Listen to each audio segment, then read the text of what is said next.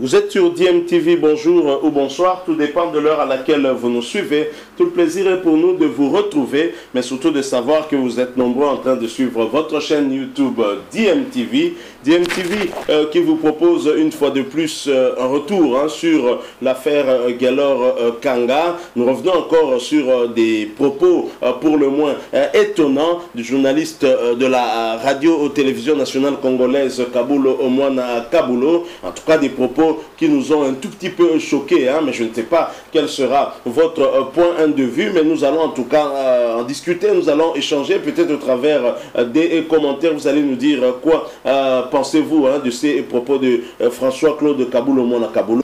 Eh bien, Kabulo Omwana Kabulo estime en tout cas que dans l'affaire Gaylor Kanga, les Gabonais en tout cas auront mieux défendu leur dossier en apportant en tout cas des preuves irréfutables, contrairement à la partie congolaise. On se croirait en tout cas être en présence d'un avocat de la Fédération Gabonaise de Football Association. Mais avant d'entrer dans les détails de ces propos, je préfère vous les proposer. Comme ça, vous allez d'abord devoir suivre ça vous-même. Ensuite, nous allons revenir pour maintenant l'analyser et aussi placer notre mot, parce que nous avons aussi senti quelque part certaines confusions par rapport à une comparaison qu'il a tenté de faire, du moins ceux qui comparaient en tout cas le cas Gaylor Kanga, des gens comme moi par exemple, le cas Gaylor Kanga et le cas Tadi Agiti Etekiama. Kabulo estime que ce n'est pas la même chose, se trompant, allant jusqu'à vraiment à se tromper sur ce cas-là, et je vais vous dire bien évidemment pourquoi. Suivez-le d'abord, ensuite nous allons nous retrouver pour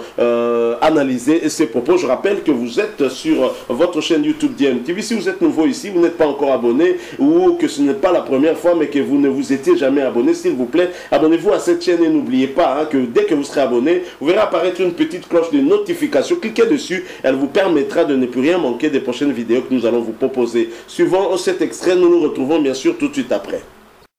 Voilà, je pense que vous avez compris, c'est vrai, les Congolais sont déçus, c'est vrai, il y a lieu d'être déçus parce que là, la qualification ne passe pas, donc on restera à la maison, on regardera les matchs à la télévision, mais on dit que la CAF est injuste. Je ne pense pas, la CAF n'est pas injuste, la CAF s'appuie sur les documents que les plaignants déposent. Je vous ai dit ici que les jurys disciplinaires, les communiqués de la CAF, ont dit que le document de la FECOFA n'était pas probant et n'était pas suffisant. Et je vous ai dit qu'en 2017, quand Gaylor a commencé à jouer au Gabon, il avait l'âge de 17 ans. Il avait commencé en division 2. C'est à ce moment-là que les Gabonais, pour lui permettre de jouer dans une équipe gabonaise, étant donné que la limitation, il y avait la limitation pour les Français de joueurs étrangers. Les Gabonais, eux, ils ont joué en 2017. Ils ont triché en 2017, mais ils ont triché proprement. Ils ont arrangé, ils lui donnent la carte d'identité, ils lui donnent le passeport gabonais. Là, il n'est pas encore enregistré à la CAF. Mais quand il accède en 2009 dans une équipe enregistrée par la CAF, l'équipe de, je vous ai dit, il était venu ici, il a joué contre Dering Clémenté-Mapembe, mais lui il était sur le banc des remplaçants. Mais à ce moment-là, les listes de matchs, les faits de matchs sont enregistrés par la CAF avec les commissaires. On l'enregistre déjà en 2009 comme joueur gabonais. C'est la seule identité qui existe à la CAF. Bonne ou mauvaise, mais c'est la seule identité. Mais personne ne peut prouver aujourd'hui avec un autre document officiel prouvant que non, c'est un joueur congolais, il avait déjà joué. S'il avait joué par exemple dans Motema Pembe avant d'aller à la CAF, on l'aurait enregistré dans les systèmes CMS. C'est que non, le premier enregistrement de ces garçons à la CAF, c'est les passeports. Ils ont triché, mais ils ont bien ficelé leur dossier et nous on était discrets. Les Kaete Kiama que vous soulevez, Kaete Kiama, il joue dans 20 clubs, grand buteur. Il est envié par d'autres équipes, notamment par l'APR du Rwanda. Les garçons, ils traversent la frontière.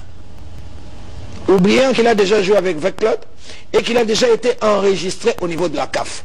Il va au Rwanda, il s'arrange, certainement il reçoit un peu, on a monnayé ces transactions, il obtient un passeport rwandais. Vous vous imaginez? En oubliant qu'il avait déjà un passeport congolais.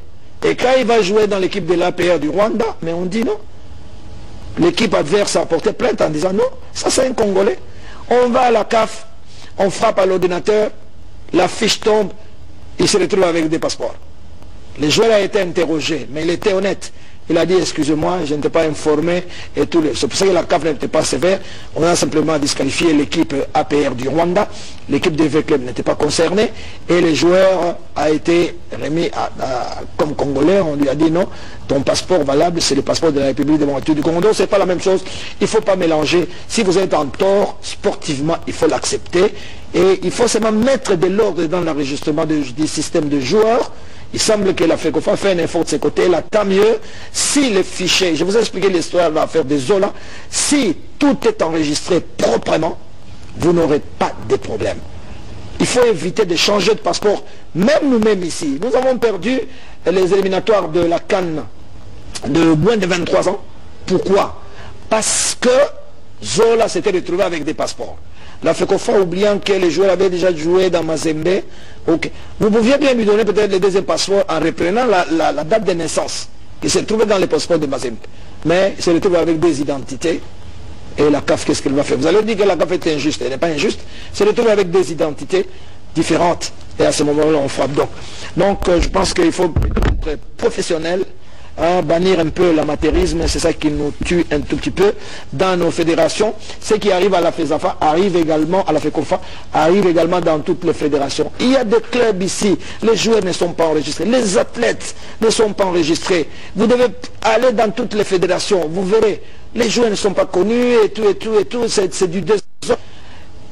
Si vous regardez les pays limitrophes ici, la plupart de nos athlètes, allez en Angola, c'est plein de Congolais. Ils sont partis, ils ont changé de nationalité. Au Congo-Brazzaville, les football féminin, les filles sont là-bas, elles jouent. Avec quel document? C'est un peu ça. Donc, il vaut mieux être vigilant et ça va nous mettre à l'abri de beaucoup de choses.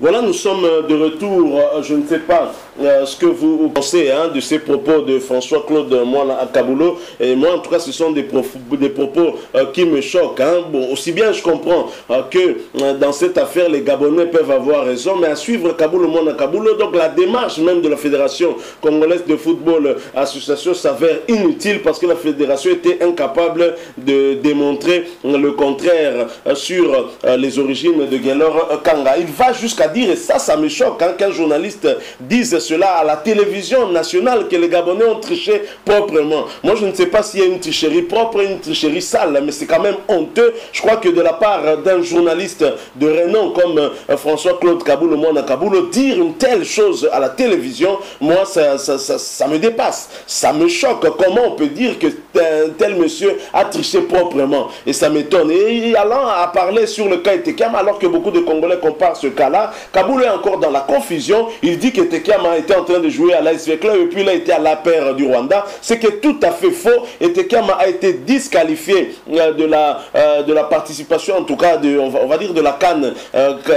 2015. C'est le Rwanda qui a été disqualifié. Etekiam a été sanctionné par la CAF à la suite justement de ces problèmes d'usurpation d'identité, et c'est Claude Leroy et la fédération congolaise qui avaient porté plainte. Rappelez-vous, pour cette CAN-là, la RDC qui avait participé brillamment, d'ailleurs, on est allé jusqu'en demi-finale, arrachant même la médaille de bronze. Bravo à Jean-Florent Ibenge Kwanga. On a rencontré en quart de finale le Congo-Brazza qui n'aurait pas dû se retrouver à la CAN Guinée équatoriale 2015 puisque éliminé par le Rwanda. Mais Claude Leroy, qui avait détecté le cas Tadi Agiti Etekiam, a porté plainte, disons la Fédération congolaise de football a porté plainte du côté de la CAF, et raison avait été donnée du côté du Congo-Brazza, ce qui leur a permis de se qualifier pour cette CAN-là. Alors maintenant, je suis d'accord, là où il y a la différence entre le cas Etekiam et le cas Gaylor Kanga, c'est dans la double affiliation. Et c'est vrai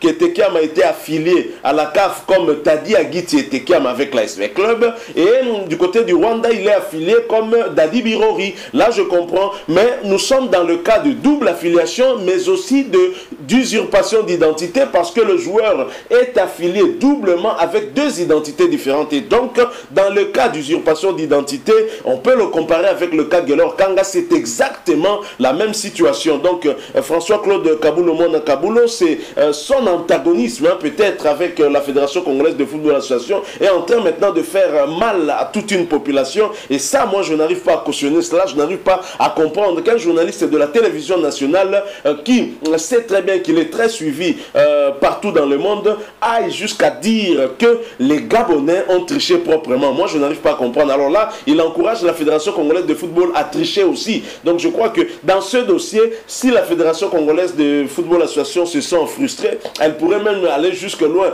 Pourquoi pas demander des tests ADN post-mortem, tels que l'on fait même avec quelqu'un qui est décédé. Maintenant, on pourra mettre fin à cette histoire. Donc, je crois que quelque part, c'est de tels propos est en train de discréditer encore un peu plus notre Fédération Congolaise de Football et de saper l'image de la République démocratique du Congo. Je pense que ce n'est pas une bonne chose. Ce n'est pas parce qu'on a des problèmes particuliers avec soit un membre de la Fédération Congolaise de Football qu'on doit ressentir cela même dans vos analyses lorsque vous les faites. Hein, allant même jusqu'à dire, je dirais même des contre-vérités, parce que Tekama n'avait pas été sanctionné comme joueur de l'APR. Il a été sanctionné comme international rwandais et c'est le Congo-Brazza qui avait porté plainte. Donc je crois déjà que vous biaisez déjà votre analyse en donnant une information qui n'est pas correcte. Hein. Pourtant tout le monde le sait que Tekama a eu des problèmes en tant qu'international congolais à cause du nom d'Adi Birori. Ce n'était pas un problème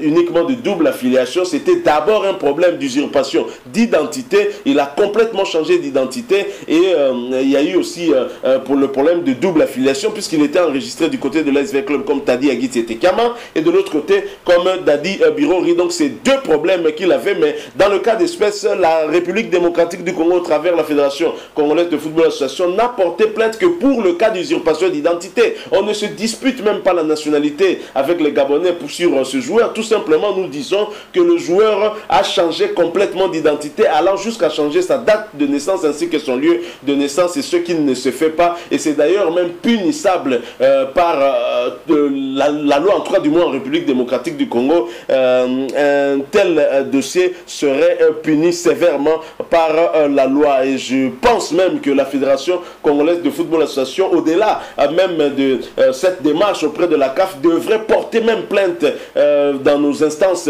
judiciaires ici sur ce dossier. Parce que là, maintenant, on est en train de saper l'image de la Fédération Congolaise de Football Association et de la République démocratique du Congo. Et malheureusement, ce sont aussi certains Congolais qui sont en train de participer à cette sale besogne. Et c'est quand même triste. Hein. Je crois que parfois, lorsqu'on dit des choses, on doit aussi penser à les vérifier avant. Parce que le cas de Tadi Agiti Tekama n'est pas différent de celui de Gaylor Kanga. Et on est content quand on sanctionne Tekama. Et pour Gaylor Kanga, on dit que les Gabonais ont triché proprement. C'est quand même honteux, c'est scandaleux. Voilà ce que j'ai voulu partager avec vous ce jour. Hein, ce que votre chaîne YouTube DMTV a voulu échanger avec vous. Partagez avec nous votre opinion, votre point de vue. Hein, nous laissez un commentaire. On pourra, pourquoi pas, dans la mesure du possible, continuer ce débat à travers des commentaires. Hein. Merci de nous laisser un maximum de j'aime si vous avez aimé cette réflexion que nous venons de faire. Et surtout, si vous êtes nouveau sur cette chaîne, s'il vous plaît, que vous n'êtes pas encore abonné, abonnez-vous et n'oubliez pas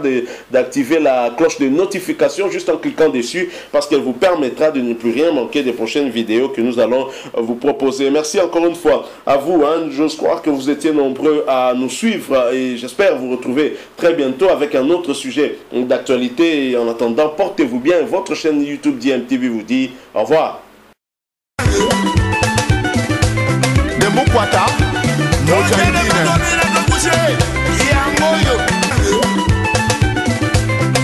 Kwata